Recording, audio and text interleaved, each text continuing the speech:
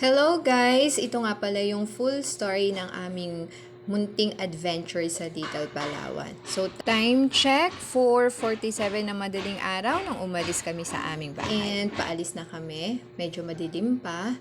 Pero pagdating namin doon sa place, ayan, maliwanag na. So, kinakailangan namin iiwan si Pearl sa kanilang parking space at kinakailangan namin sumakay ng kanilang tinatawag na tura-tura. So, ito yung kanilang tura-tura or tora-tora. And, pero sa akin, ang tawag ko dyan, Jurassic Truck. Kasi para kaming papunta ng Jurassic Park. Paano, ganyan ang itsura niyan at para kaming nakakulong at lulusob sa hindi naming alam na lugar. So, ayan na nga at nagsimula na ang aming biyahe. Ito guys, hindi ko talaga siya kinat para makita nyo kung ano yung itsura at kung gaano kakipot itong dinadaanan namin dito. Sobrang kipot, sobrang sukal at sobrang tarik ng daan. So, hindi siya talaga kinakaya or kakayanin ng mga ordinaryong sasakyan. Kailangan talagang gumamit ng kanilang tura-tura. And by the way, sabi pala nung driver, hindi na daw pala nila ina-allowed yung talagang private vehicle na dumaan dito for safety na rin. Kasi sobrang hirap nga naman, lalo na pagka may kasalubong. Tapos ang tarik-tarik ng dinadaanan mo. Oh my God! Oh my God! Oh my God! Nakakatakot! Kinabahan ako! Yung ka nakakalmado lang. Oh my goodness! Parang hindi ako makakatakot. Nakakatakot guys! Talaga sobra! Oh my God! Ayan!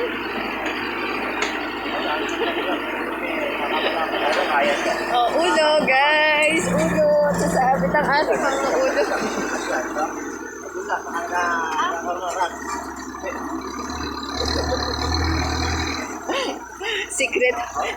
Secret ang place to. Oh my gosh.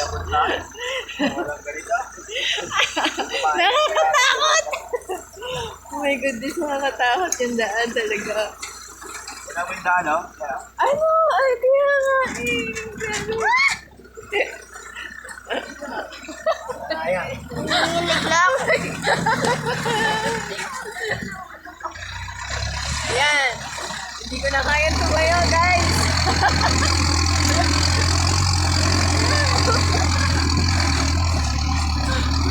Ano?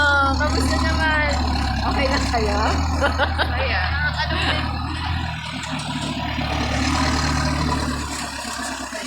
So,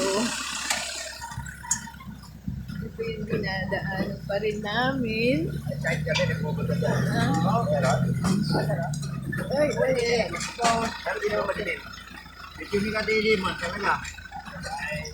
Pero yung kumbaga guys, hindi namin alam kung saan to. hindi. Secret daw to eh. Safety naman doon. Pero, tingnan natin kung anong sikreto meron dito sa lugar na to. Bakit siya ganito kasukal? Parang mahirap, parang di ako So, hindi talaga kaya ng ordinaryong sasakyan. Kailangan talaga ng Pumapasok mo doon? tura-tura. Tura. Mga kabahayan. Hi!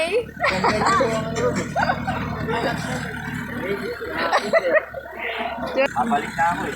Nagaman ako eh. Eskwelahan doon ba dyan? So, Walang tao na magkanukan. may bangin banda doon. Yan naman yung May wala bangin kahit din. Ay, bangin ba yan? Or ano pa rin? Ano ba yan? Daan pala. Ayan guys, so nakita niyo kung gaano kasukal yung daan. And 20 to 30 minutes na paglalakbay lang naman to na inaalog pati utak mo. So, ganyan yung daan papunta dito. Kung handa kayo sa ganyan challenge, then go! Tara na, let's! Dito pa lang sa pagsakay ng tora-tora ay talagang challenge na.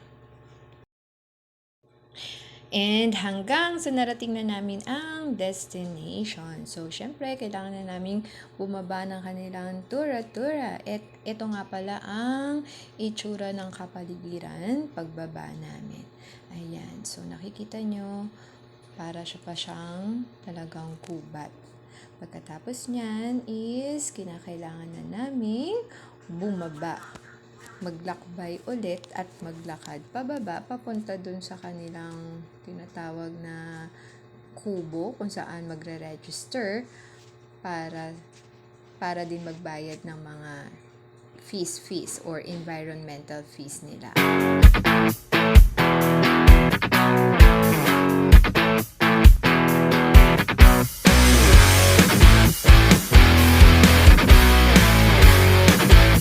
And dito rin is kinakailangan din namin magpirma ng waiver para kung ano man ang mangyayari, wala daw silang sagutin. Bukod sa pagsakay ng tura-tura, kailangan din namin maglakbay ng 15 minutes walk para marating yung pinakamagandang place dito. So, nagtayo muna kami ng tent at nagpahinga saglit, aura-aura, syempre, and pahinga lang ng very, very light.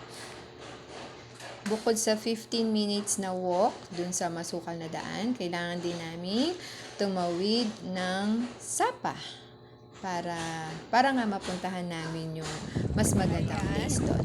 So, bukod dyan, sumakay din pala kami ng balsa. So, ito yung kanilang balsa para naman makapunta kami doon sa kuweba. So, sabi nung nagtutour guide sa amin is 10 feet lang naman yung gitna ng ilog na yan. So, kinakailangan magsuot ng vest, hindi pwede pumunta dyan sa ilog ng walang vest para na rin sa safety ng mga guest nila. At syempre, hindi naman ako papayag na hindi ko susubukin kung paano magpaandar ng balsa. So, tinan nyo.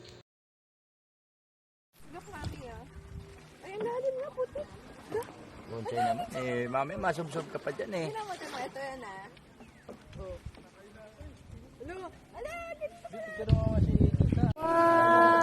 Ayan. So, ito na nga. Pagdating namin sa kuweba, tcharan! Ito lang naman ang bubungad sa iyo. So, napaka-hangin siya. Ayan.